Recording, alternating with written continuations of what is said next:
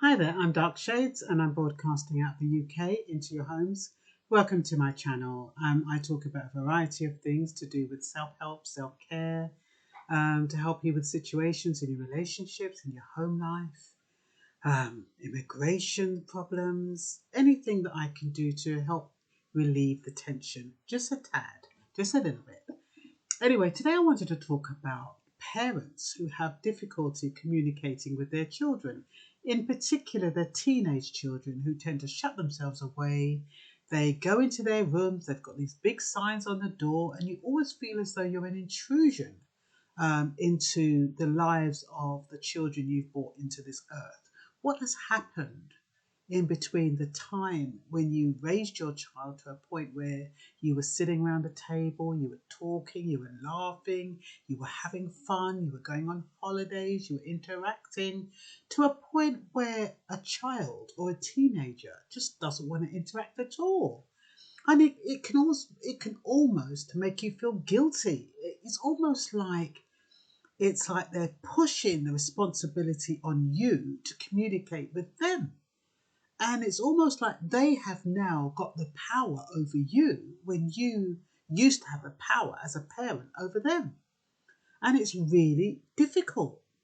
And so a lot of parents struggle with this, especially single parents, or especially parents that pick up their children over a weekend and they only have their child for a designated period of time and they cannot engage with their child. The child is on the phone, the child is on a laptop, the child is playing games. And when you're asking them a question, they're just using monosyllabic words. Yes, no, I'm fine, no.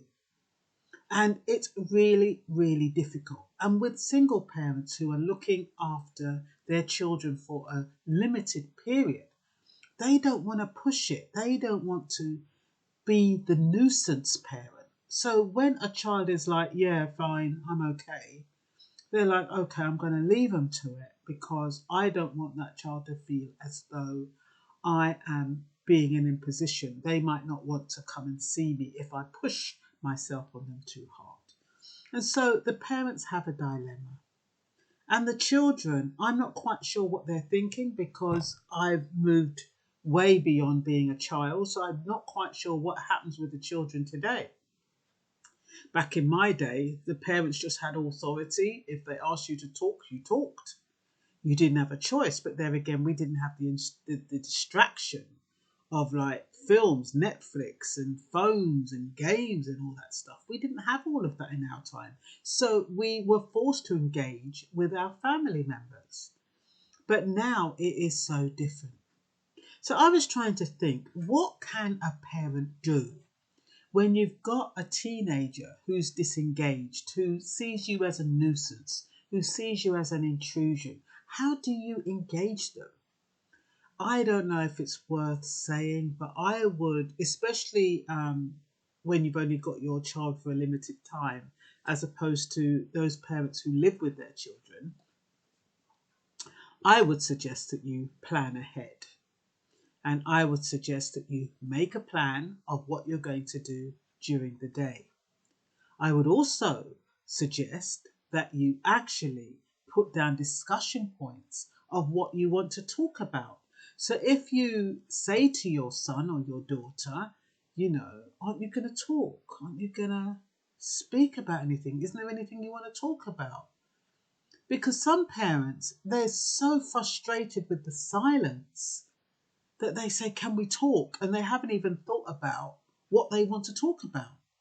So it's probably best to write down some discussion points so that if your quippy son or daughter turns around and says, so what about?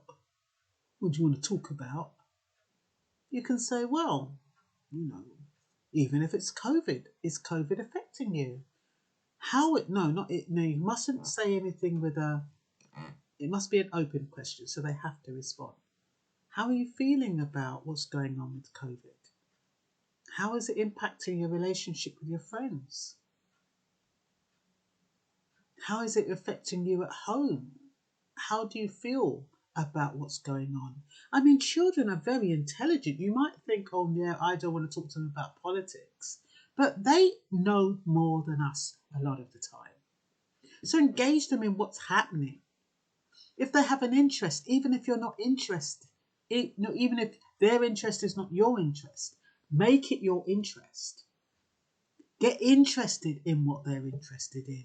Research what they're interested in so that when they're playing their game or when they're on their phone or whatever they are, whatever's intriguing them, you can say, oh, I know so and so. Or if it's whatever it is, I don't know what they watch or what they see, but you can find out. When you find out for the first day, you don't talk about it there and then because you need to do your research. But what you do the next time you're having them around, after the first time, because this is all a new way of interacting with your child, you see them on the laptop. Oh, what are you doing? Make it look flippant. They might say, oh, I'm on this channel, or oh, I'm just doing this game. Take a note. What is the game? What is the name? What are they listening to? Then so the next time, you use that time between that time and the next time to find out as much as you can. So when you see them the following week, it might even be something different, but you can actually say something about the game or whatever it is they're listening to, or the artist they're listening to, or the rap artist that they're listening to. You can actually, if you know something, they're like, whoa, Dad, I didn't know you knew that. Or, bloody hell, Dad, you shocked me. You know what I mean? You might not want to talk about trainers, but find out about trainers. Find out all the different names about trainers. Find out the price ranges. So when they say, oh, I'm really interested in buying this pair of trainers, say it's a Jordans, say, well, yeah, that pair of trainers, they're about 180 quid, son. That's much too much for me to afford about on that. But what about this? If you go to this website, this website has different kinds of Jordans, but they're whether they're seconds or whatever they are, they're a third of the price. Have a look at those ones. And yeah, I noticed they had some Jordans. I noticed they had some Nikes. Have a look. Sorry. But familiarise yourself with what they're interested in. It will help build rapport. What you need to do with your child, your teenage child, is to build rapport. The only way you can build rapport is to become a friend. And a friend will know what they're interested in, and they will talk about what they're interested in. Don't be one of these parents who try to behave young. You don't have to do that, but you can learn about what they're learning, and then you give an adult perspective on their opinion or their thoughts. And so you can actually build on what they already know, and they can actually think, whoa, I didn't realise that. Like even something as simple as the trainers. I didn't know if you go on Offspring, you can get the same pair of trainers for 60 quid instead of paying 180 quid. Wow, Dad, maybe we can get it from there. It starts a dialogue. Whether it's a male child or a female child, learn what they're interested in. If they're interested in, a series on TV, maybe it's Botched, maybe it's Tattoo Fixers, whatever it is, learn more about it. Get familiar. I find that when you get comfortable with the uncomfortable, you're making progress. You're learning to grow. If you don't want to grow, if you don't want to learn anything outside your comfort zone, you're going to stay the same. Our teenage children are there to take us out of our comfort zone. They're there to make us feel comfortable with the uncomfortable. That's what our teenage children are doing. We don't like what they are doing. We don't like their lifestyle. But I tell you something, the children, the teenagers today, they are so intelligent, beyond intelligent. And so you can't come off as some little dibby dibby conversation like, oh, so, aren't you going to talk to me? About what? That's what their response will be. About what? You have to be able to come back with something. Well, well, son, I had this day at work and I really wanted to share it with you. And you can tell them about that and say, what I learned in that experience was. So not only are you telling them about the experience that you had, you're telling them what you learned from that experience. So it's not just, oh, a moany day. What you're just moaning about a boss or you're just moaning about your work. No, you're telling them about a certain situation at work, how you managed that situation and how you came up on top and how it made you feel better so that they go away equipped with something new. I remember when my grandchild used to come over and every time I saw her, I'd give her a new word. And I would use it in a conversation. It would just happen. And she'd say, oh, that's a new word, Nan Nan. I'd say, yeah, it is a new word. And it means such and such. And I'd write it out and she'd take it and put it in her little book. So every week or whenever I saw her, she'd have a new word. And that's what I thought, well, that would be our memory. Creating a relationship with your teenage children is about creating memories. What can you do to create a memory? No point walking for miles and miles if the child doesn't want to walk. But maybe you can go bowling for half an hour or an hour. Maybe you can go and see a film. Maybe you can go to the museum. Maybe you can go and feed the ducks. But create a memory. And I find young people, they're quite flexible. They just want you to be interested. They don't want you to fake it. They're too intelligent. They know when you're faking it. They know when you're not really interested. And if you're just being mechanical, oh, how was your day? They know that you're not really interested. They can tell by your tone of voice that it's just mechanical. So you need to ask them a question about something you're genuinely interested in. If you say to them, so how are you getting on at school? What do you want to get out of that question? Do you want to get out of that question, well, fine? Or do you want to get out of that question, well, Dad, I'm really struggling with this subject. And then you can say, well, what you could, if they just say fine, you can then say, are there any subjects you're struggling with? And they might say, well, I'm so struggling with science. I'm struggling with geometry. I'm struggling with math. I'm struggling with sociology. Don't in your head think, oh my God, I don't know nothing about that. How could I help my child? You can say to your child, look, okay, well, let's over this weekend, I'll go through it with you and we'll see how, to make it easier. You might not know anything about the subject, but you might be able to throw questions back at your child and let them think about answers. You can go on YouTube, you can do things, and not to find the answers, but just to give you ideas. And then when you find the ideas and you're working together, he can leave or she can leave your home over that limited period with something. You've taken them away from their laptop. I mean, why are they going to leave their laptop or their phone to be with boring parents who don't know nothing about them, don't know nothing about their needs, don't know nothing about their wants, even though they're their children? They don't know nothing about their interests. And on top of that, they don't show any interest. And most parents, they don't. They think, oh, well, they're on the phone, they're on the laptop, they're happy, they're okay. I'll leave them to it. I can't be asked. Can't be bothered to make the effort. You need to make the effort because that's how children get groomed, it's how children stray, it's how children feel neglected, even though they're not saying anything. So you need to pull them in. You need to be able to interact and you need to be able to socialize with them and teach them how to socialize with you. let them help you in the kitchen. If you're going to make dinner, you peel the potatoes, they can cut it up.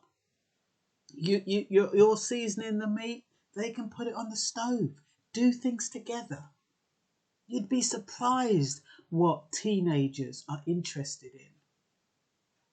My grandson, he's 16, he's fantastic. He's always, he can make a breakfast, but he'll always be watching. Oh, Nan, how do you do that? And that's because I used to bring him into the kitchen. And I used to say, oh, help me do that. Help me cut that up. If you're making pancakes, help me whisk that up for me. They want to participate. Unless they're scarred or something really serious is wrong with them. Only you can know that. But the average child wants to participate. They want to get involved. They want to interact with their parents. And they want to know that their parents are interested in them. So, plan a day in advance. Tell your child how you feel when he doesn't interact with you or when she doesn't interact with you. It's important that they know. If you ask them a question, they're like, yeah, fine, no. You can say to them, son or daughter, I feel really as though you're shutting me out when you just say yes or no. And they'll say, well, you just asked me a question. And then you can say, well, maybe I worded it wrongly. I really wanted to know A, B, C, D, and E. Get a dialogue going. Let them know how it makes you feel when they shut you down like that. Or and I think they'd shut you down purposely because they're challenging you. You're supposed to be challenging them as the parent, but they're actually challenging you. They're challenging you to up your game and get on board and understand where they're coming from. So, ask meaningful questions, open-ended questions. The what, the why, the how, the who. Those will always open up a wider communication. You can't answer a how, a what, a who, or why question with one syllable. It's impossible. So practice. You work out in advance, what do you want to know? And then work, construct your question around what you want to know, what you want to find out. And like I said, I've shown some interest. Be useful. How can you be useful around your child? What use do you have for your child? You might think it's a weird position to be in, but your child needs you to be useful. They need you to be able to facilitate them in some way, empower them in some way. Like I said, research subjects even if you don't like them. If it's going to help you engage with your child, do it.